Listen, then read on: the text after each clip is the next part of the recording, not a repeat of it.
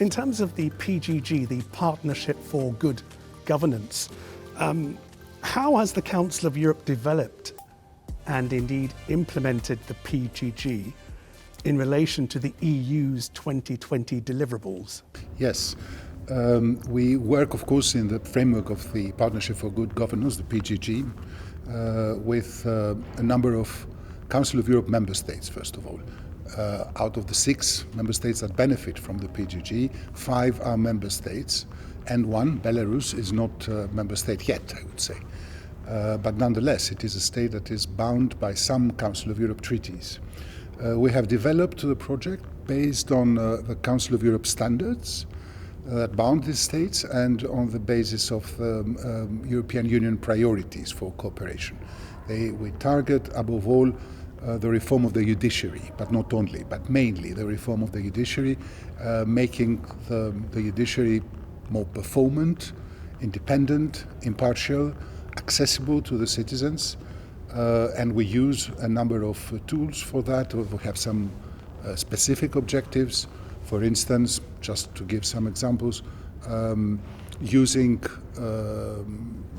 electronic tools to attribute cases to judges on the basis of specific pre-established criteria, working with the criteria concerning the recruitment or the promotion of judges or disciplinary action against judges in a fair way, also the accessibility of the justice system to citizens, including vulnerable groups, children, etc.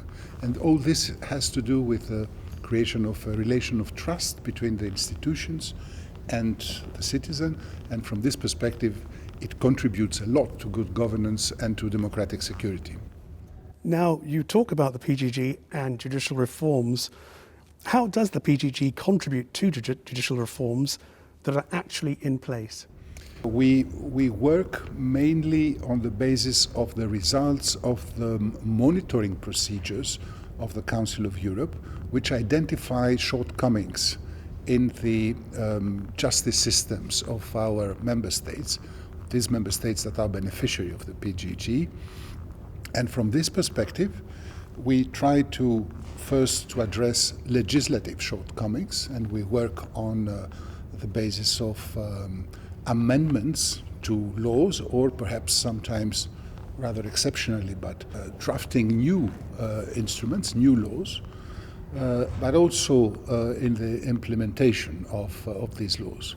In order to work on the legislative, in the legislative field, we work with the government, mainly with ministries of justice, because they have take the legislative initiative, but also with parliaments, because the parliaments are the legislator, the ones who will ultimately approve and adopt the bill. We have worked, for instance, in Armenia for the revision of the criminal code and of the criminal procedure code, and this has been a rather successful operation. But as I said, we also work for the implementation, training the institutions in using the new legislation, and in also in assessing whether the new legislation is, the implementation of the new legislation is moving in the right direction. We use for this ultimately and most of the time the tools of the Commission for the Efficiency of Justice, the CEPEJ.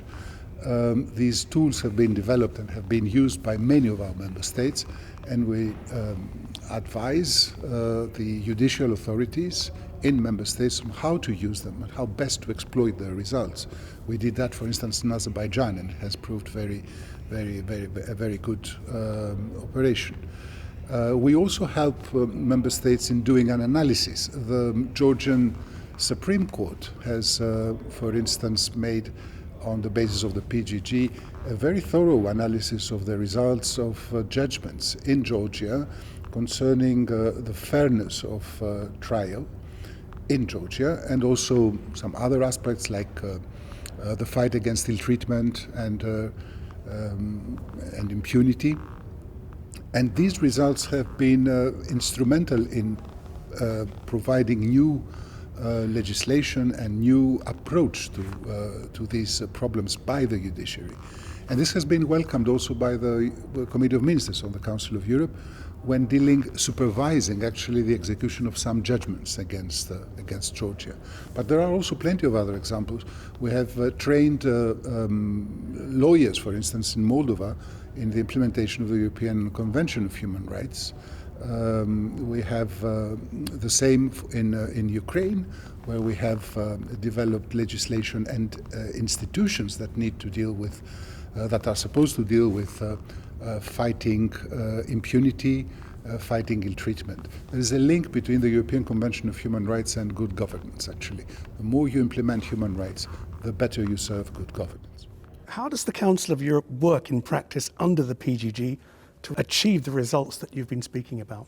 We combined three working methods, if I may say. First of all, providing expertise to beneficiary member states, then providing training, quite often on the basis of the HELP program, Human Rights Education for Legal Professionals, and also by creating networks.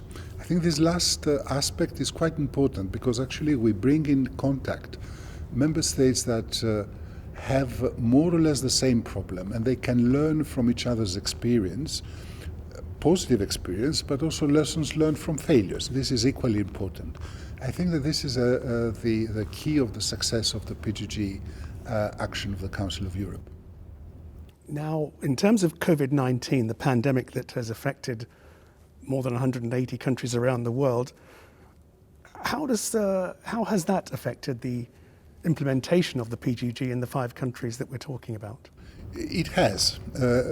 It has, not as regards, not in respect of the results or of the pace of the working schedule, let's say, because we have continued, thanks to the new tools that have been employed by actually all international organizations, but most importantly by the Council of Europe during the period of the COVID pandemic. We have managed to continue to provide all these tools that I have referred to before, expertise, trainings, networking. But we have changed our methods. We use much more online consultations and online meetings. And this has had also an impact on the expenditure, let's say, because these tools have proven to be less expensive.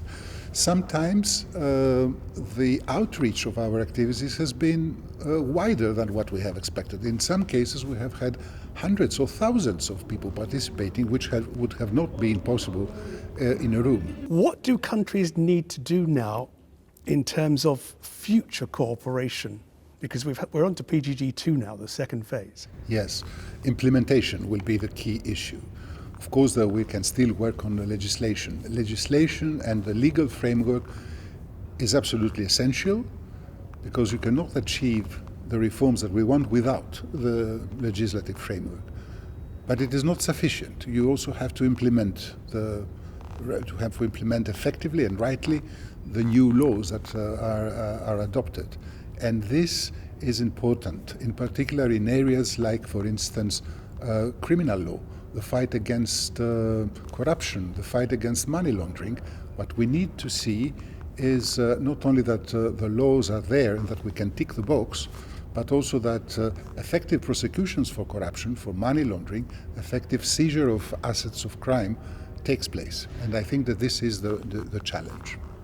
You mentioned that Belarus is one of the countries within the PGG system, although not a member of the Council of Europe. Can the PGG actually address some of the immediate needs faced by Belarus following the elections, or at least the contested elections, on the 9th of August? Sometimes it can. For instance, we have had recently an online workshop on for lawyers in Belarus concerning the effective investigations into excessive use of force by law enforcement agencies, by the police, for instance, on demonstrations, or arbitrary arrests. I think that this is something that is appreciated, that can help in the present situation. But in the future, I think the PGG will be even more instrumental, in the sense that it will be through the PGG, the Council of Europe will be able to contribute a lot in the reforms that are very much needed in Belarus.